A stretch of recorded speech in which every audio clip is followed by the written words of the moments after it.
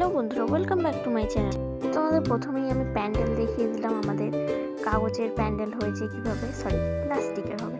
আর আমি এখানে শসা কাটছি, পেঁয়াজ কাটছি, এখানে দিদি আলু কাটছে। আর আমাদের ছিল সেদিনকে পিকনিক, ঘরে সবাই মিলে ছোট্ট করে মিনি পিকনিক করা হলো।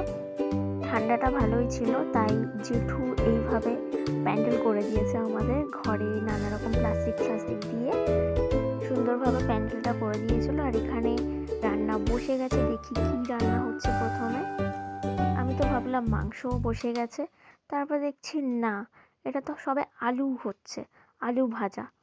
তখন বেজে গেছিল প্রায় রাত 9:30। তারপরে আস্তে আস্তে মাংস বসানো হয়। দেরি করেই রান্না বসানো হয়েছিল, কারণ একটু দেরি না হলে কি মজা হয়।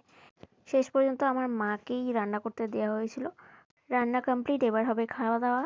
আজকের ভিডিও এই পর্যন্তই, দেখা হবে নেক্সট ভিডিওতে। টাটা।